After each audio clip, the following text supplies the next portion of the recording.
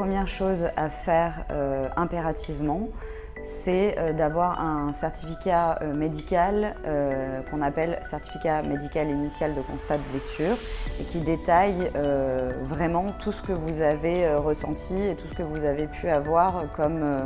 séquelles liées à l'accident dans un premier temps. S'il s'agit d'un accident de circulation, il est important de pouvoir prendre les coordonnées évidemment de l'assureur et du véhicule, donc la plaque d'immatriculation, l'identité du conducteur. Dresser un procès-verbal de constat évidemment assez détaillé des circonstances de l'accident, ne pas cocher n'importe quelle case qui pourrait derrière engager votre responsabilité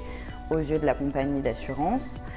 Éventuellement déposer une plainte en fonction du fait générateur de l'accident, même en cas d'accident de circulation par exemple. Ça, ce sont vraiment les premiers réflexes à avoir. Le second point important va être, à mon sens, de s'entourer de professionnels compétents dans cette matière, donc naturellement un médecin de recours et un avocat. En revanche, la croyance selon laquelle il faut tout de suite déclarer le sinistre à sa compagnie d'assurance est une fausse croyance, dans la mesure où la loi française permet à une victime d'accident, lorsque il y a un responsable en face et qu'il n'y a pas de contestation sur la responsabilité, non pas de déclarer le sinistre à sa propre compagnie, mais d'actionner directement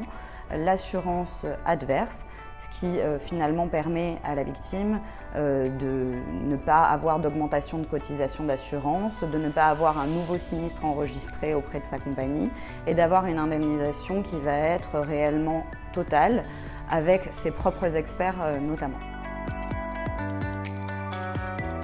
Si vous êtes chef d'entreprise et victime d'un accident, comme toute victime, évidemment, la première chose à faire va être de déclarer le sinistre, soit à sa compagnie, soit d'actionner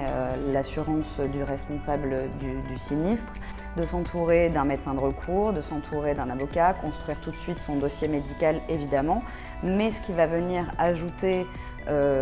à la particularité du chef d'entreprise, on entend par là un associé gérant, un dirigeant de société, un artisan, profession libérale ou autre, n'importe quel professionnel indépendant chef d'entreprise,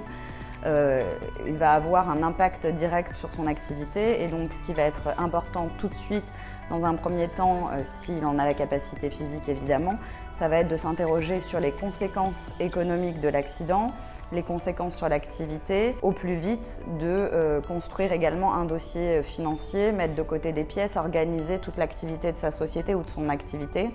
Et donc il sera important, en plus du médecin et de l'avocat, de s'entourer de professionnels comme un expert comptable par exemple, qui va pouvoir venir appuyer ces demandes et fournir les éléments nécessaires à l'explication de la perte financière éventuellement subie ou des besoins qui vont être engendrés sur les modifications d'activité ou la mise en suspens de l'activité par exemple.